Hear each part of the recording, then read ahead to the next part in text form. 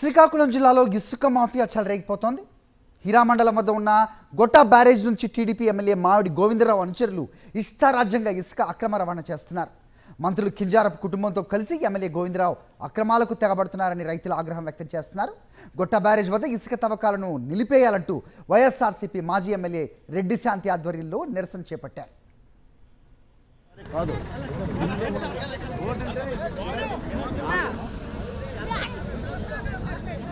ఇసుక తవ్వకాలు అక్రమ ఇసుక తవ్వకాలు ఆపాలి.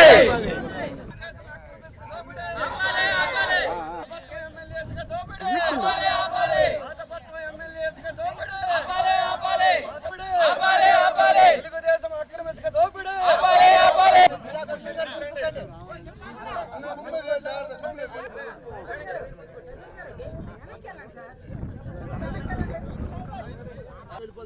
ఇదే అంశానికి సంబంధించి మరింత సమాచారం మా ప్రతినిధి సునీల్ అందిస్తారు.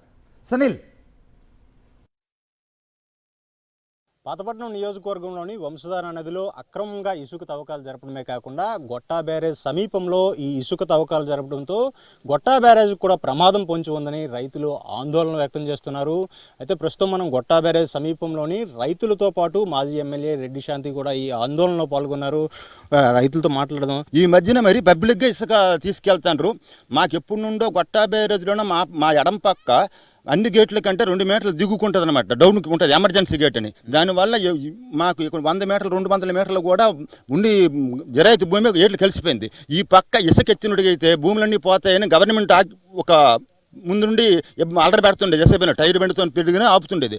కానీ ఈ మావిడి గోవింద వచ్చిన తర్వాత మాత్రం ఇసుక కాదు కదా, మనుషులకు కూడా దొంగలాడించినట్టుకుంటారు. మావిడి గోవింద మాత్రం దోపు వెలగలేదు. మావిడి గోవిందే కానీ ఎమ్మెల్యేగా ఉంటే ఇసుక కాదు కదా, మనుషులకు పరివంతుడు ఎక్కడో మాకు బీహార్ పంపించేస్తారు. మాకు చూడండి, అది ఇది రివర్ అండి, ఆ పక్కనే పిల్లకోవాలి అండి.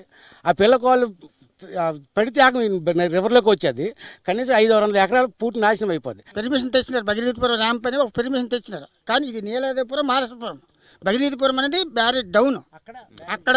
మేడం చెప్పండి, అయితే ఈ ఇసుక అక్రమ తవ్వకాల వల్ల ప్రధానంగా మీ నియోజకవర్గంకి ఎలాంటి ఇబ్బందులు ఉన్నాయి?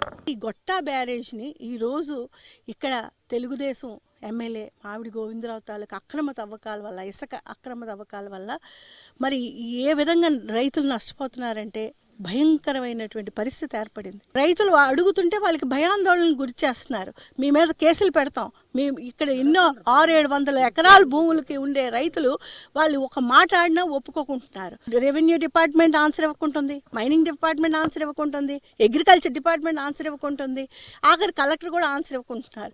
ఎవ్వరు కూడా పట్టకుండా కేవలం ఏమంటే ఇక్కడ మావిడి గోవిందరావు ఎమ్మెల్యే ఏమంటున్నాడు, నా వెనక లోకేష్ ఉన్నాడు, నా వెనక చంద్రబాబు నాయుడు ఉన్నాడు, మీరు ఎవరికి చెప్పుకుంటారో చెప్పుకోండి, మీ పని ఏంటో నేను చూస్తాను అని చెప్పేసి మొత్తం ఇసుకని ఇక్కడి నుంచి తరలించేసి పక్కన ఒరిస్సా రాష్ట్రానికి, వైజాగ్కి అంటే స్వేచ్ఛగా అమ్ముకుంటున్నాడు. వ్యవసాయ మంత్రి కింజరాపు అచ్చెన్నాయుడు గారు కూడా ఇందులో వాటా ఉంది, కింజరాపు రామ్మోహన్ నాయుడు కూడా ఇందులో వాటా ఉంది. వీళ్ళందరూ కూడా ఒక గ్రూప్ లాగా తయారయ్యి ప్రజల తాలూకు ప్రాణాలతో ఆడుకుంటూ ఊరుకుంటావా? మావిడి గోవిందరావు పైన ముఖ్యమంత్రిగా చంద్రబాబు నాయుడు గారి పైన ఎన్జిటి కంప్లైంట్ ఇస్తున్నాం.